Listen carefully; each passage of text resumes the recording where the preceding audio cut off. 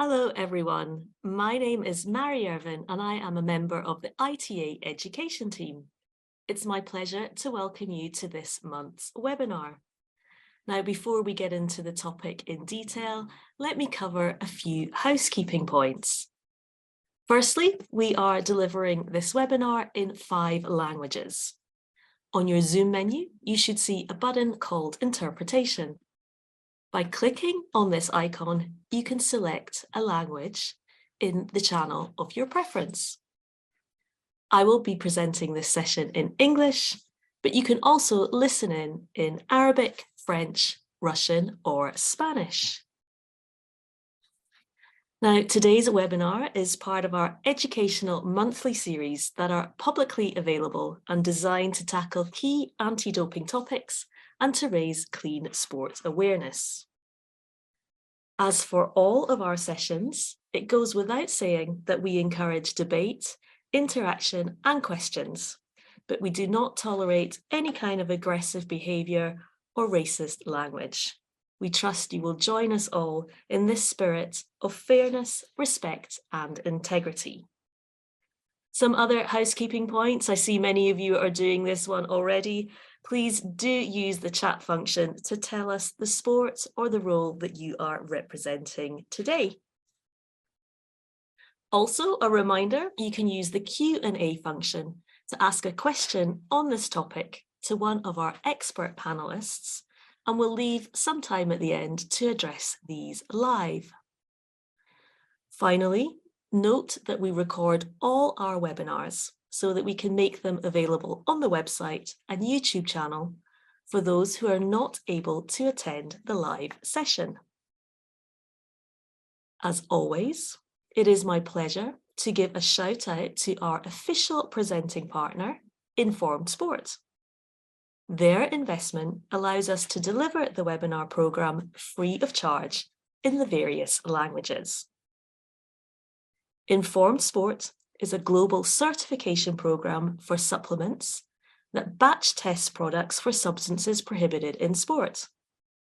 As supplement contamination continues to be one of the leading causes of inadvertent doping, we encourage all athletes and athlete support personnel to check all products before use at sport.wetestYoutrust.com.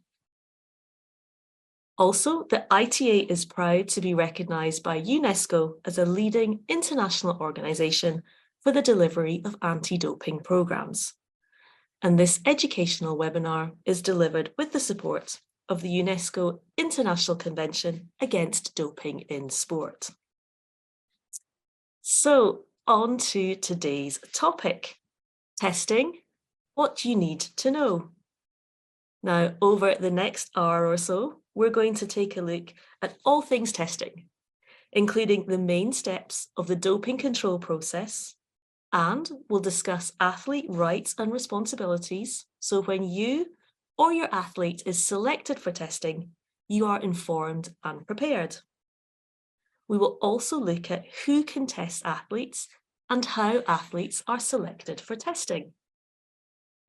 Now, we're going to do this by describing what happens at each stage of the process and then posing some of the most frequent and interesting questions we have received related to these to our expert panelists.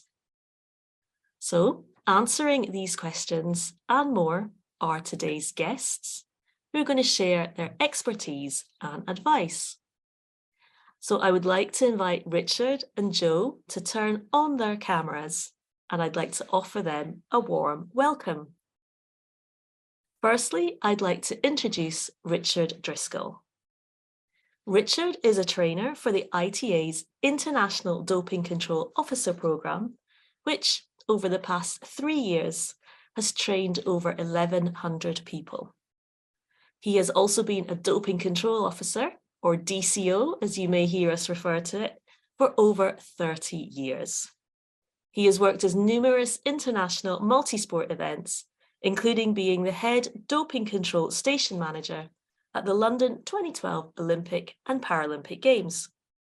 He is a doping control officer advisor to UK anti-doping and he is a member of the European Athletics Medical and Anti-Doping Commission.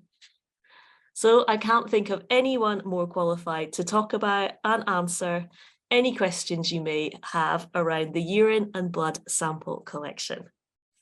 Thank you for being with us here today, Richard. Thank you for having me, Mari. Good to see everybody. Thanks. So we look forward to hearing more from you in just a few minutes' time.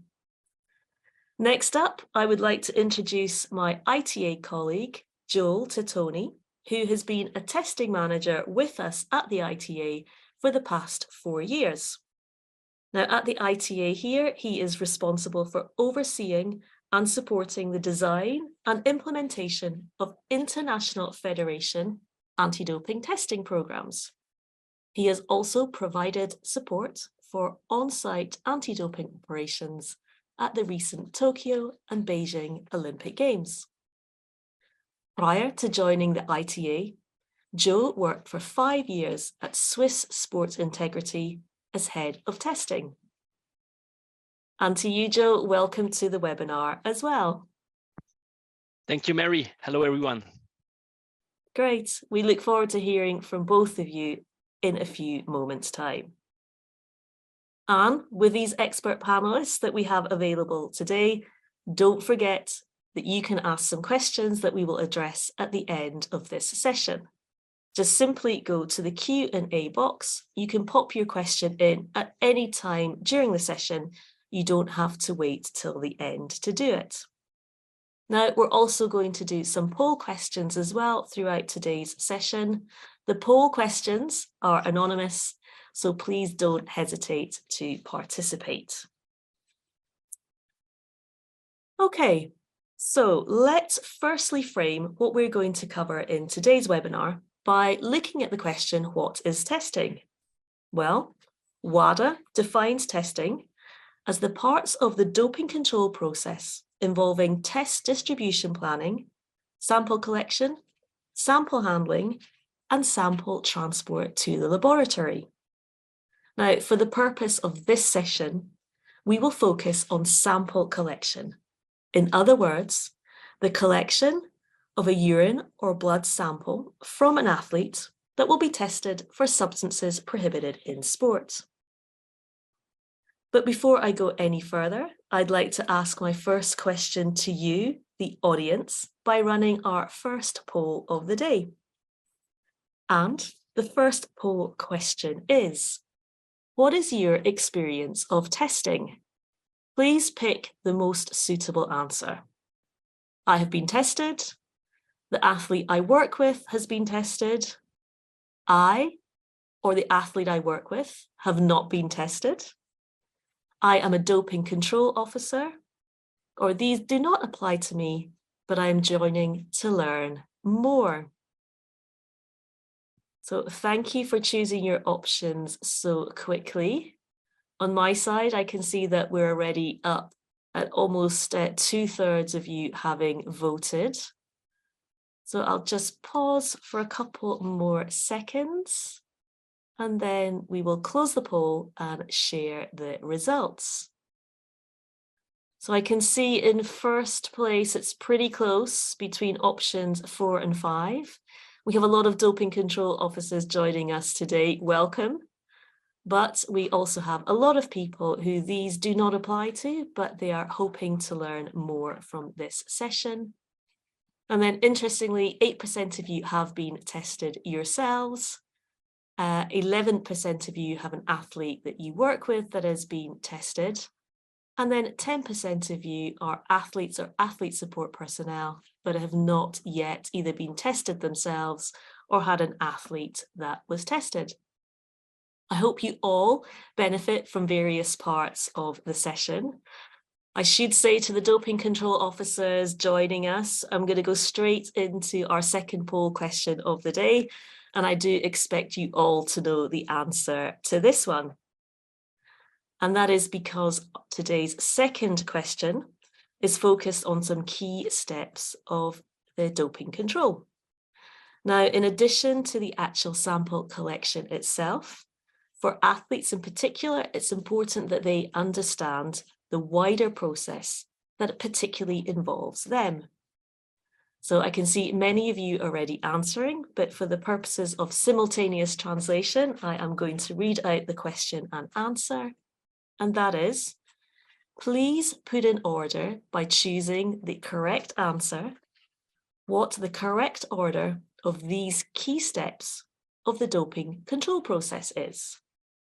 So you can choose selection, notification, form completion, sample collection, or you can choose selection, notification, sample collection, form completion, or you can choose notification, selection, sample collection, form completion, and finally, notification, selection, form completion, and sample collection. So I see the answers are coming through pretty fast for this one, although it was a bit of a longer and trickier question. And again, we're up at 2/3 of you voting. So let's end the poll now and take a look at the results. So the top choice at 47% is indeed the correct one. The steps in order are selection, notification, sample collection, and form completion. And I want you to consider those 4 steps in that order, because that is what is going to be the basis of today's session. And just to clarify visually, we're now going to pop the answer up on your screen in order. And at this point in time, I'm going to invite Joe back to join us to discuss the first section in more detail, athlete selection. And he's also going to give us some additional background information, like who can be tested and when. Well, welcome back, Joe. Over to you for this part. Thank you, Mary. Yeah, so the big question is, who can test an athlete? So you now have an oversight of the process, but now about who can test an athlete. There are different stakeholders in the anti-doping environment that can do that. We have the national anti-doping agencies, international federations, and major event organizers. They all can test these athletes, and also the delegated third parties like us, the ITA. But then, if they plan test, who can be tested? Basically, all athletes who operate under the jurisdiction of an anti-doping organization and are subject to their anti-doping rules can be tested. To show you a concrete example, it can go quite far. If you participate to the Lausanne Marathon, you could be tested because technically on that day, you will be under the jurisdiction of an anti-doping organization. And then at this event, we could technically do urine samples, or we could take blood samples, or both. The sample type is decided according to our risk assessment. We take into account different aspects of each sport, as they all have different risks, and so prohibited substances can be used on a different manner. But when an athlete is tested, when can he be tested? So an athlete can be tested almost every time. So next slide, please. An athlete can be tested 365 days a year without advance notice. And the test can take place in any location. Just a quick side note for athletes that are providing whereabouts. Please note that you can be tested anytime, even outside of your 1 hour slot. And basically, there are 2 different types of testing periods. Tests that are taking place during an event, we call them in-competition testing. And those that are taking place out of the context of events. These are called out-of-competition testing. It's important to understand exactly what the in-competition period means, as there are additional substances that are tested for during this period.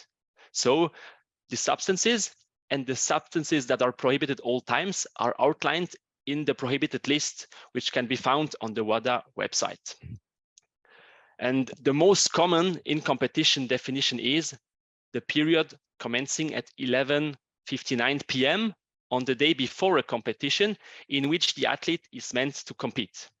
And this till the end of such competition and the sample collection process related to such a competition. So really take into account the start of this commencing period, which is 11:59 p.m. on the day before. But WADA may approve a different definition for some sports for compelling reason. So please do check your sports anti-doping rules, because for some sports, the timeline can be a bit different. It is also very important to understand that this doesn't mean that you should stop taking a substance prohibited in competition only at 11:59 p.m. on the day before your competition, because it means the substance which is prohibited in competition needs to leave your system by this time. And obviously, different substances take different amounts of time to leave an athlete system. So be very careful.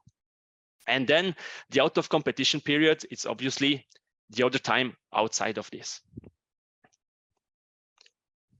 But then, why do an anti-doping organization do testing? In anti-doping, testing can have a deterrent effect on those who may be vulnerable to doping decisions.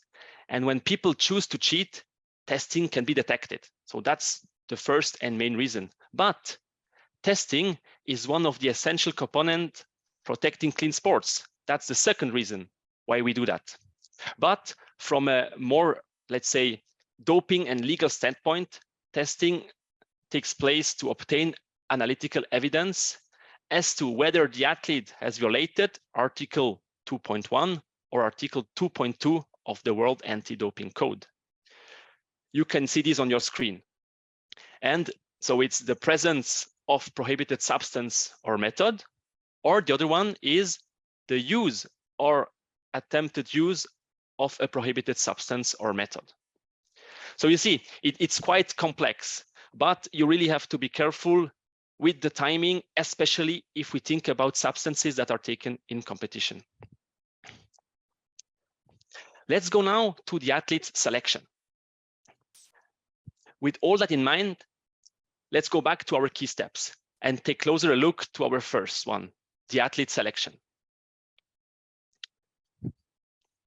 The athlete selection, there are three main criteria for why an athlete could be selected for doping control. The first one is one which is based on the performance. So the top performing athletes, for example, we can say the medalists of an event. The choice can also be random. This means any athlete can be randomly selected for testing. For example, after a competition, it's not only highly ranked athletes that can be tested, but any athlete competing that day.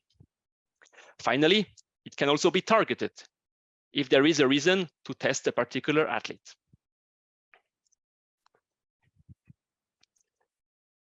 All right, so I would like to invite Mary back now to discuss some additional questions we have received about how athletes are selected for testing. Thanks so much, Joe. It's really useful to have that introductory and sort of setting the scene basis now. We get a lot of questions on testing, a lot of questions on each of the 4 steps that we're going to go through today. We've chosen 3 here that would be great to go through with you now. And I already see that for the end of the session, we already have several questions that we will tackle towards the end. But maybe let's look at the ones on the screen now, Joe, in order. The first one is, if I suspect someone of doping, can I ask an anti-doping organization to target test them? What's your response here? Yes, you can do that. The best way to do so is to go on our website, and then you can see there is a reporting platform. The name is Reveal. So if you enter that platform, you can reveal anything that you know. So Reveal is a platform that enables you to report what you have seen, heard, or experienced in a completely anonymous and secure manner. So that's very important for us, because if you reveal something, it must remain anonymous unless you want to discuss it openly and on a secure manner. As an example, you can reveal to us any anti-doping rule violation or criminal behavior that you have seen somewhere. Then we will investigate on that and possibly plan a test. So that's the best way to give us some insights if you have any inputs on something that you can see. Thanks, Joe. What about the second one? Does the athlete biological passport lead to targeted testing? And maybe you could quickly define what the athlete biological passport is first as well. Yeah, so the athlete biological passport is when we take blood from the athlete and we put it, then we analyze it with the blood passport. We can see if something is not normal, or let's say if something is different than usually in the athlete's blood.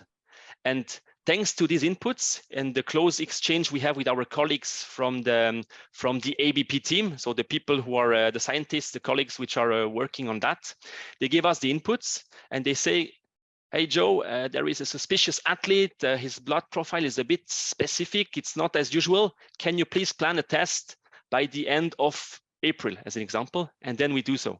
So indeed, the athlete biological passport is a help for us and can lead to a target testing. But important to know, target testing is not only something negative or to be considered as bad. I mean, if you are targeted often or on a regular basis, it could also be that you are good and you have good performances. So we want to protect you, that you can show to the world that you are clean. So we test you.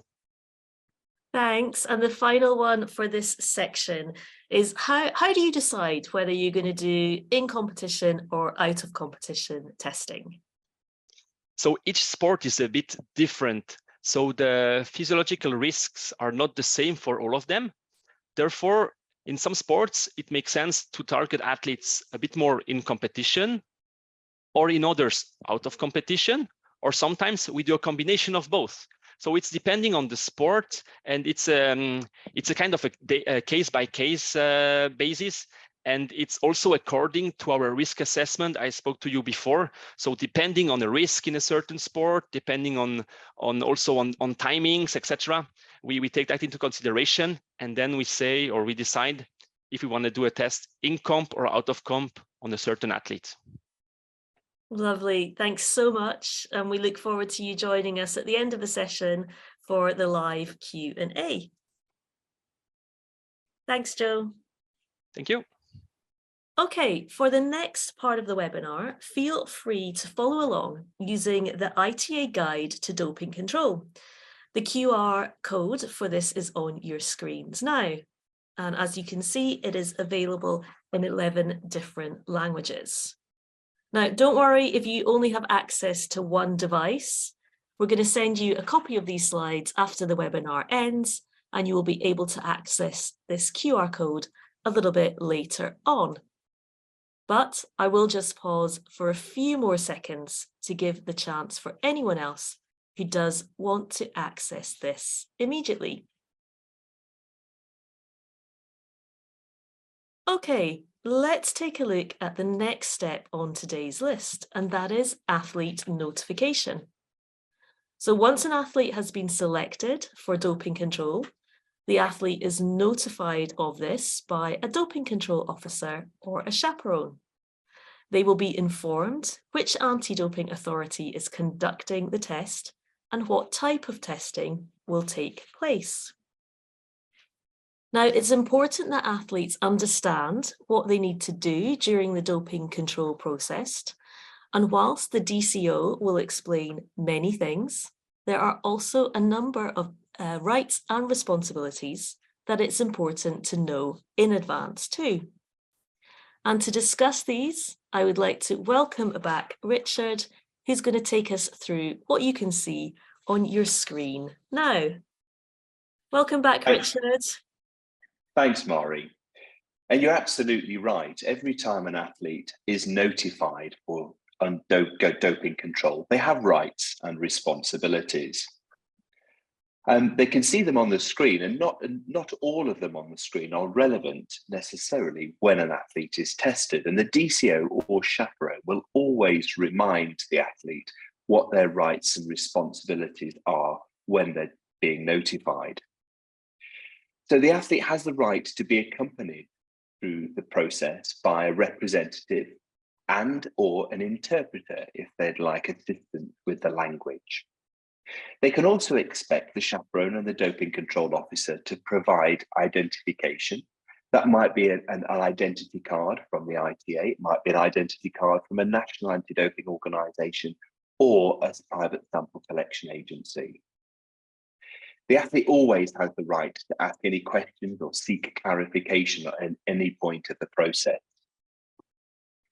They also have the right to request a delay reporting to the doping control station for valid reasons. And those vary depending on whether you're being tested in competition or out of competition. So for example, in competition, if you had a medal ceremony, the athlete would clearly be allowed to go and get their medal to celebrate their success. They'd also be allowed to go and speak to the media or to change their clothes. Out of competition, obviously medal ceremonies tend not to be quite so relevant out of competition, but they would also be allowed to seek medical treatment and continue training. However, all of these permitted reasons for delay are only allowed if the athlete can be chaperoned during that activity. So for example, if an athlete said, I really would like to continue training, that's not a problem. But if training involves getting on a bike and riding for 10 kilometers, clearly the doping control officer wouldn't be able to see the athlete during that activity, in which case the activity wouldn't be allowed. But the athlete would be allowed to train on a static bicycle, for example.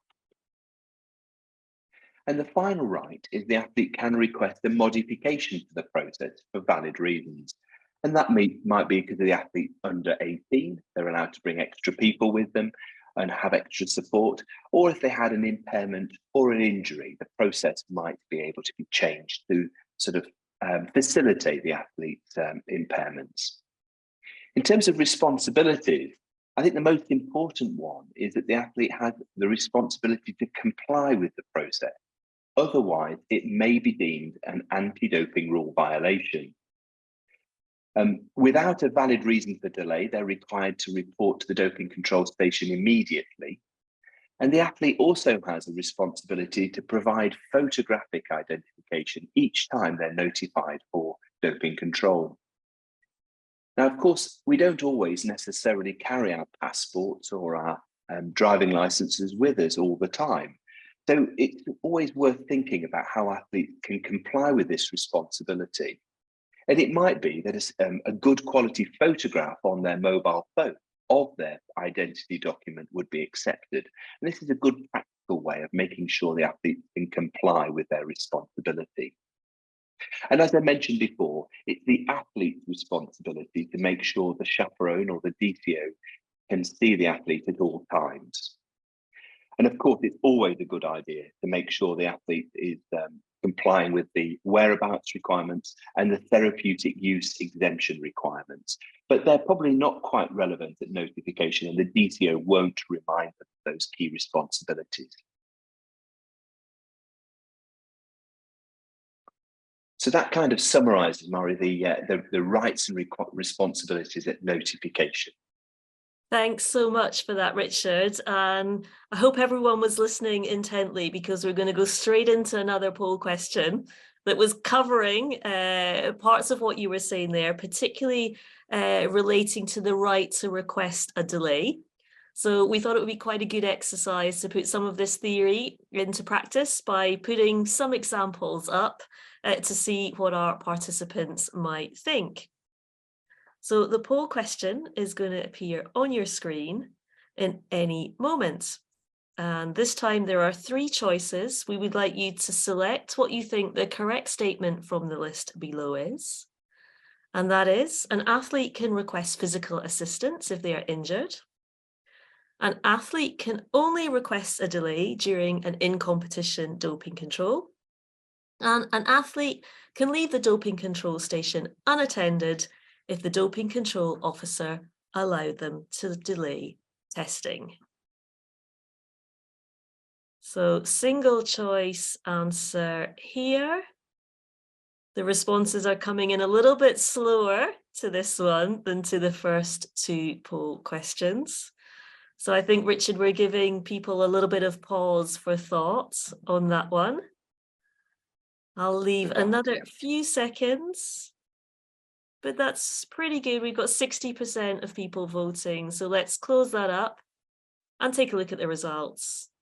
Now, Richard, we have an overwhelming favourite here. Can you let people know whether that's right or not, and also maybe explain just the correct answers in each situation there? Of course, and you're absolutely right. The 76% of you are correct. If an athlete has an injury or an impairment, they can request assistance during the doping control process to be able to complete the test. That might be a temporary injury. Maybe perhaps somebody's sustained a hand injury during the sport and they're not able to close the bottles. They would be able to ask their representative, for example, to complete the procedure for them. During a delay, well, an athlete can always request a delay in reporting to the doping control station. It isn't exclusive only for in-competition testing. It might be relevant also for out-of-competition testing. For example, if we were notifying an athlete after a swim training, clearly it would be appropriate for the athlete to change clothes before reporting to the doping control station. And that would be a valid reason for delaying reporting. And of course, leaving the doping control station unattended, if they're leaving the doping control station alone, would not be permitted, because the athlete's responsible for making sure that they can be observed at all times from notification until the sample collection procedures are complete. So that answer isn't right either. Fabulous, thanks so much. And I think it's probably important to really hammer home the point that you mentioned, for example, a medal ceremony being a valid reason to delay, but that doesn't mean that the athlete can just go straight to the medal ceremony. It's the doping control officer has to be asked, and the doping control officer has to give the response. Absolutely. It's a team effort. And so part of the notification would be the DCO or the chaperone asking the athlete, are you able to report to the doping control station immediately? And if the athlete says, no, I have a medal ceremony, okay, what time does it start? Where do we need to go? And it's also important that the chaperone or the DCO can see the medal ceremony happening. We don't need to stand on the podium next to the athlete while they're getting their medal, but we do need to be able to see the athlete during that time period, so we can ensure that the athlete is properly chaperoned. Lovely, thanks so much. Now let's go straight into some of the common questions that we've received on this, and we're shortly going to show several on everybody's screens here. Now, Richard, in your 30-year career, I imagine you've had hundreds and hundreds of different questions, so it's been quite hard just to choose a selection for this 1 hour slot. But Okay. maybe if I can ask you to go through each one of those on your screen now. The second one Sure. in particular you'd already touched upon when we were talking about rights and responsibilities, but maybe there's something additional you would like to elaborate on for this part of the session. Of course. So the first question is, what are the modifications to the notification process for an athlete who's under 18? Well, athletes who are under 18 are allowed to bring their representative into the toilet with them if they wish to. Quite often athletes don't exercise that right, but it is one of the athletes' rights when they're under 18 to have a representative with them throughout the entire process. Whereas when we're testing adult athletes who are adults, the visit to the bathroom would normally be just the athlete and the doping control officer. But when the athlete's under 18, they have the right to bring their representative into the bathroom with them as well. The other thing that's slightly different with testing minors is that the urine sample witness, or the person observing the urine sample being provided, will always have another colleague watching them.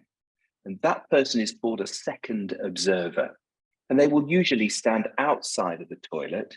They're not permitted to see the athlete at all, but their job is to make sure that nothing inappropriate happens in the bathroom. And this protects both the athlete and the urine sample witness or the doping control officer. So they're the key differences, really, Mari, when testing athletes who are minors.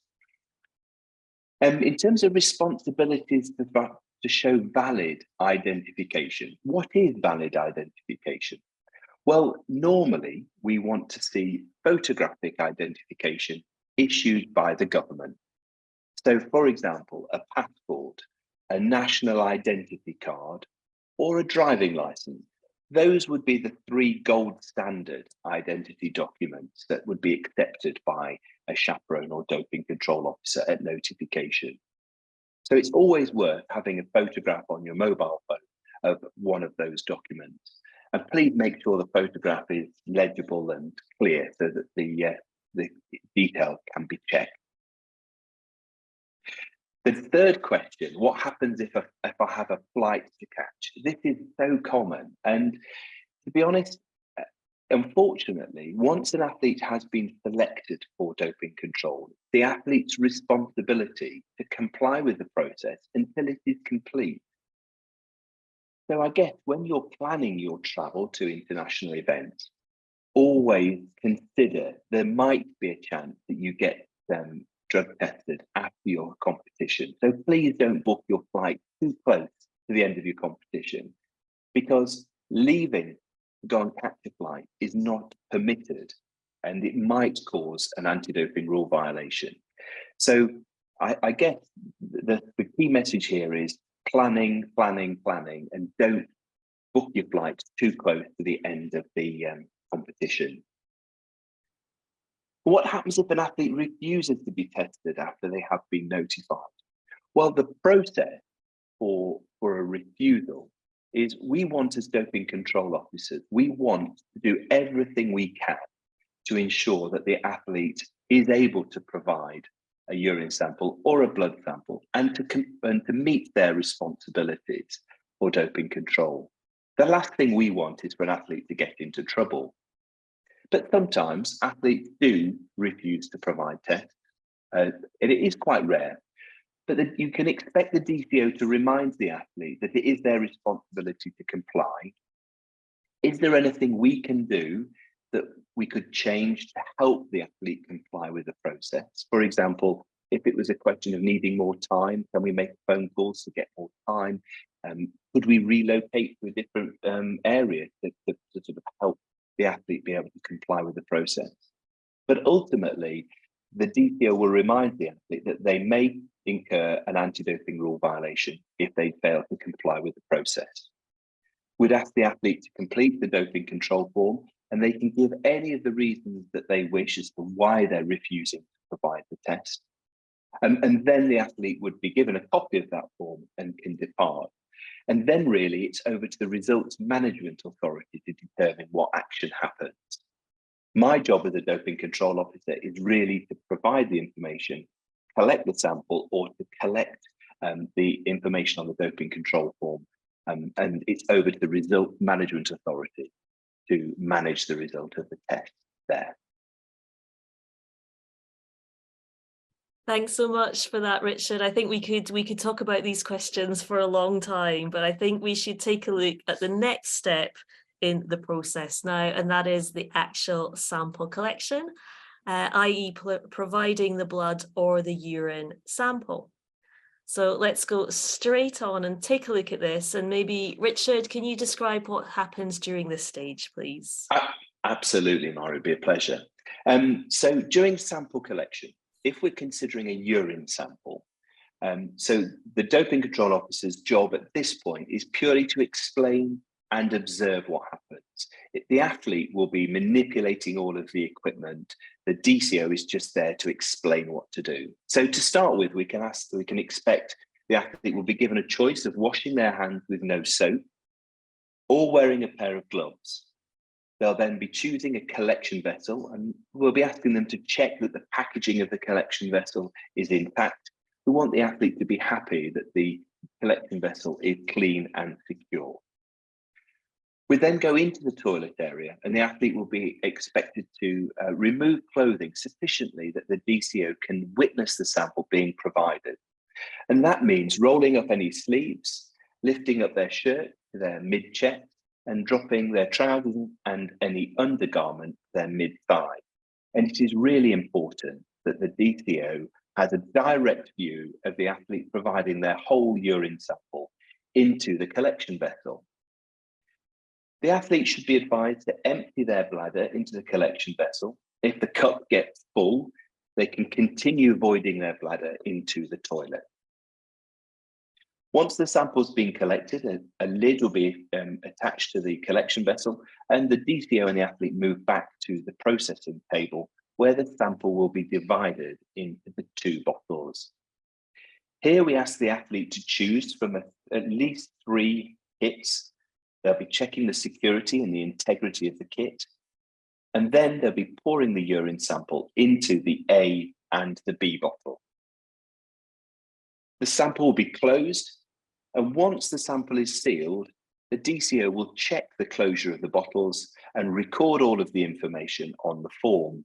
And I think it's really important here that the athlete double check the information that has been recorded on the doping control form is the number of their kit. More commonly, we're using paperless systems, and the iPad or the tablet would scan the barcode of the kit, and that enters the number. But it's always worth checking that the number has indeed appeared correctly on the form. Then the doping control form is completed with a declaration of medications, supplements, and then there's various signatures added to the form. There's also a comment box for where the DCO and the athlete can record any comments they have on the process. Once the form is complete, signatures are applied, athlete receives their copy, and we can all go home. Thanks, Richard. Now, we've had up on screen the process there for urine test.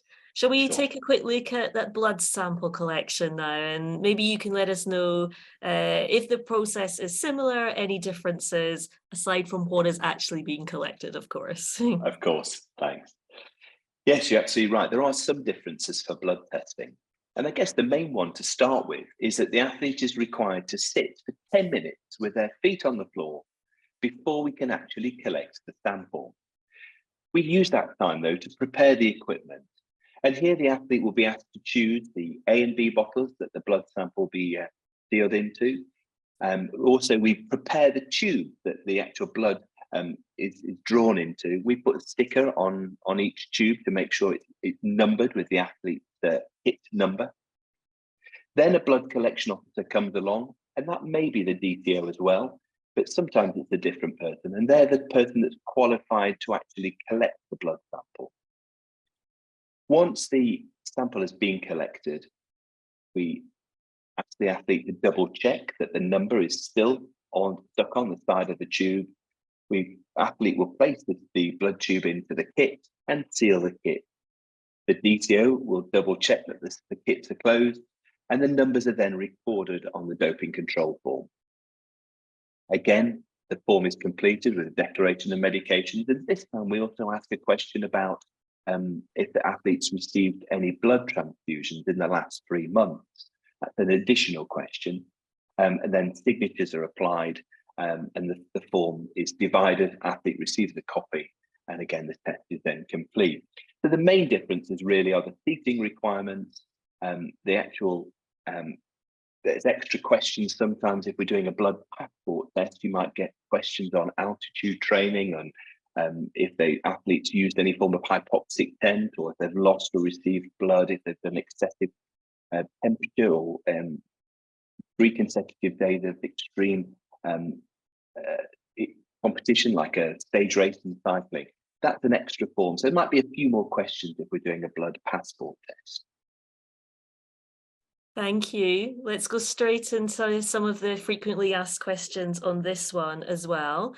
And so, Richard, if I ask you to take us through those in order that they appear on the screen as well. And if I may just add a sub one to the first question, because I can see a live question that's come through related to that. And that is about having a representation in the actual bathroom, particularly for minors. And the question is, does it really mean that there's 3 people in the bathroom with the minor athlete? So maybe you can touch upon the representative part there, but also the differences that you alluded to earlier with minors. Of course. So if an athlete brings, let's assume we're dealing with an adult athlete. If an adult athlete brings a representative to the doping control station, they would not be permitted to bring that representative into the toilet as well. In those circumstances, it's just the athlete and the doping control officer that go together to collect the urine sample. When we're dealing with athletes who are under 18, the athlete can elect to bring their representative into the toilet with them. And in that case, there would be 3 people in the toilet. Now, in my experience, we always offer the athlete the athlete who's under 18 that choice, but rarely do they want to take up that opportunity. They often bring representatives, but don't necessarily want them to come into the toilet with them. But occasionally it does happen. And occasionally the athlete will bring their mother, their father into the toilet with them. And in which case there would be 3 people in the bathroom. The only other time a third person would be permitted in the toilet would be if an athlete has an impairment such that they need assistance in providing their urine sample, in which case a representative or an assistant would be permitted in that case too. But normally it's just 2 people in the toilet. So what happens if the athlete has filled the cup but still not emptied the bladder? Well, it's really important that the athlete voids their bladder each time they go and provide their sample.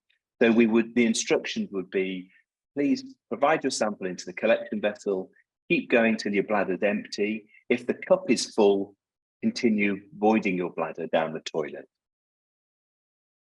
And why do we insist that the athlete is the only person to handle the collection kit once it's unsealed? Well, this is a confidence check really for the athlete so that they know that there's no tampering or interference with the sample. As I said right at the beginning, the DCO's job with a urine sample is purely explanation and observation. It's up to the athlete to manipulate all of the equipment, open it, check it, and seal it. Only once the sample is sealed does the DCO double check that the bottles are closed. And it's to give the athlete confidence that the equipment and sample hasn't been tampered with. Thanks so much. And then on to our final section of the day.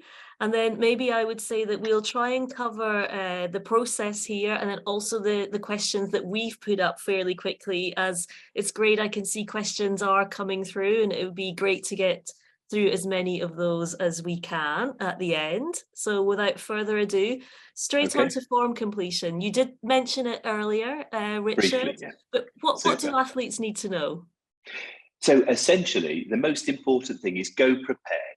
If you think you might be drug tested at any point, always have with you a list of medications or supplements or things you've taken in the last 7 days.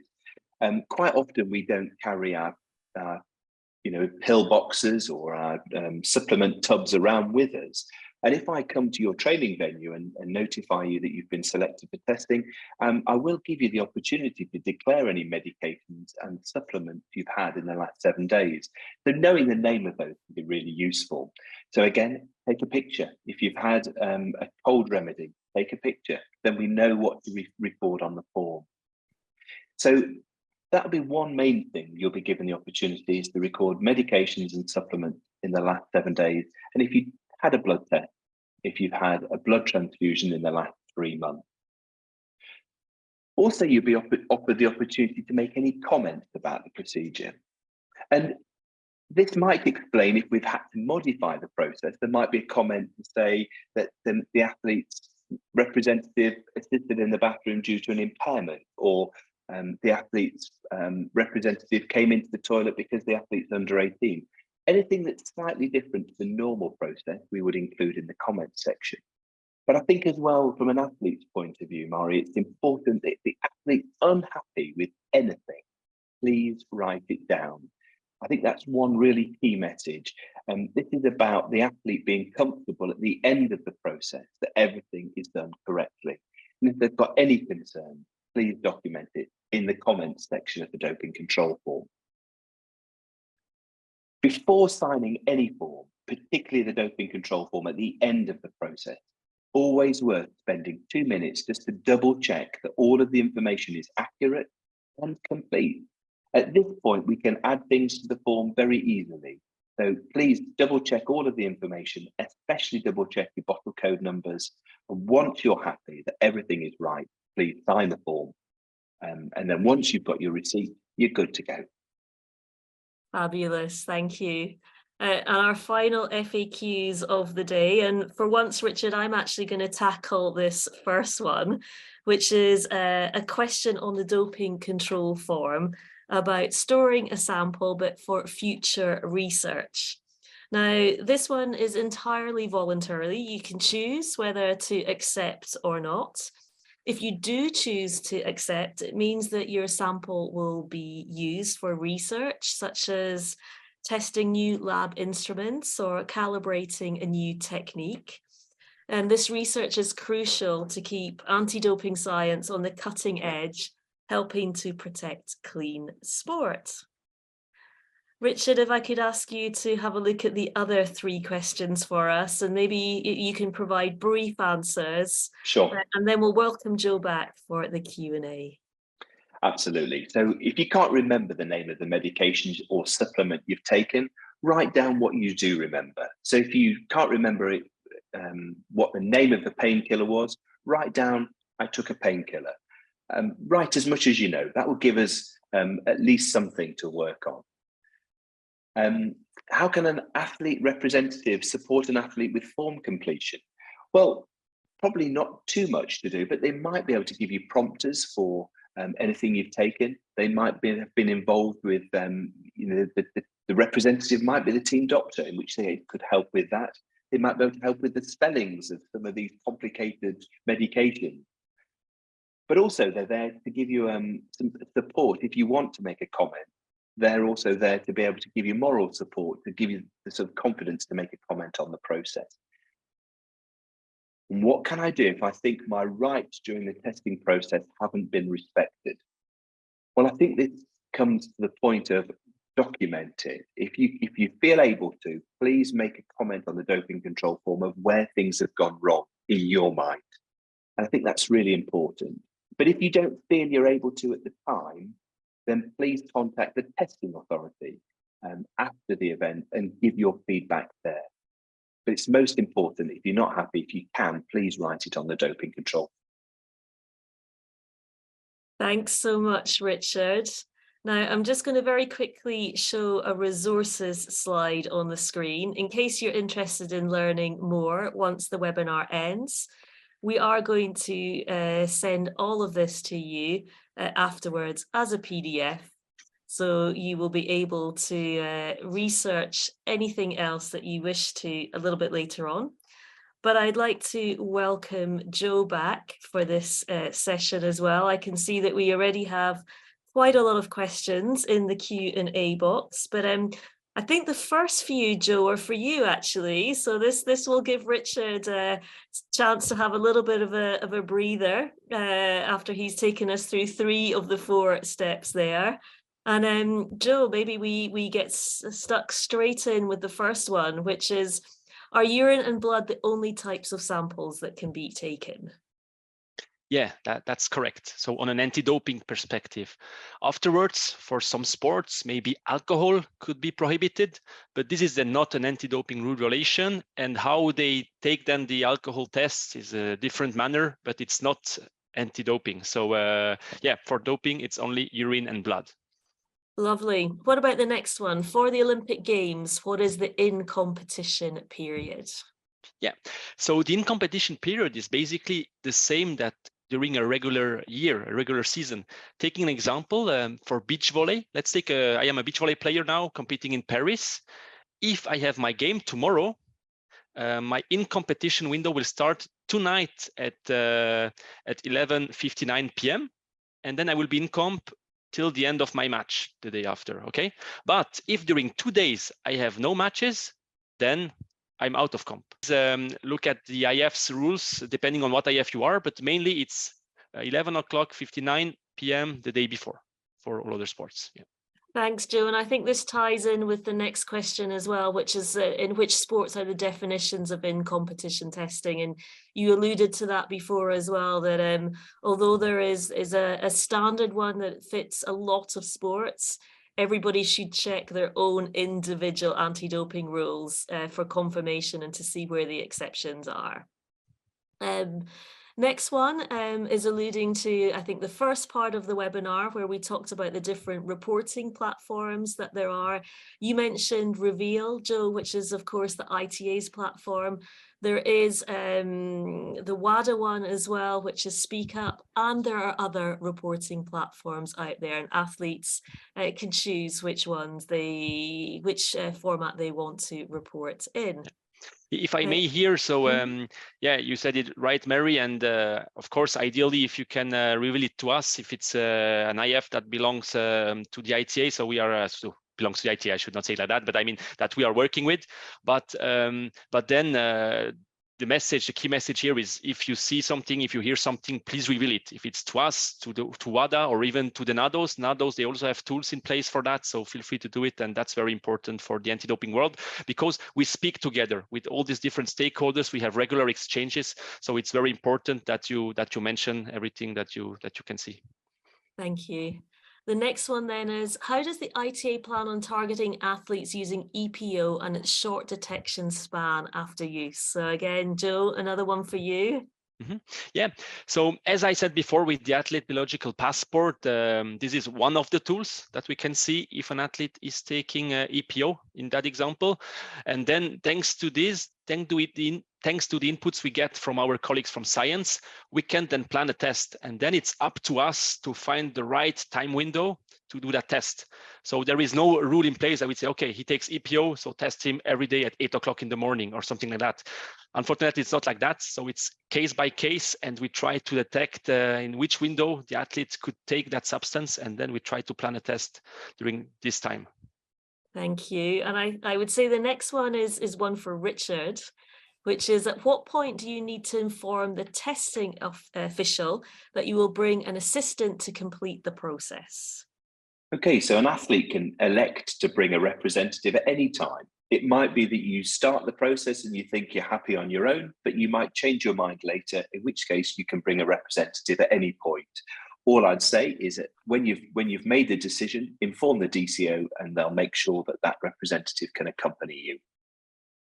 Thanks very much. Now, we're pretty much out of time, so I have a couple more points to finish before we get to the end of this hour. What I would like to say is I do see some questions that are still in the inbox there. If anything wasn't covered today that you'd still like some clarity on, please do reach out to us. We're going to put our email address up on the screen in just a moment's time. I'd like to take this opportunity as well to say a big thanks to Joe and Richard for all your work in this webinar. Really interesting with all those frequently asked questions and the live questions as well. We really, really appreciate your expertise and your time. I also want to mention that if you enjoyed this session, please do join us for our May webinar, which will be held on the 24th of May at 2 p.m. CET.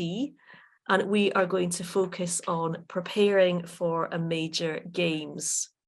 We will send you a QR code that you can scan to register, or if you follow us on social media, you can also sign up for it that way as well. And finally, if you would like to receive additional updates from the ITA, please do sign up using the link that you will find on the slide. So thank you all once again, and I wish you all a great rest of the day.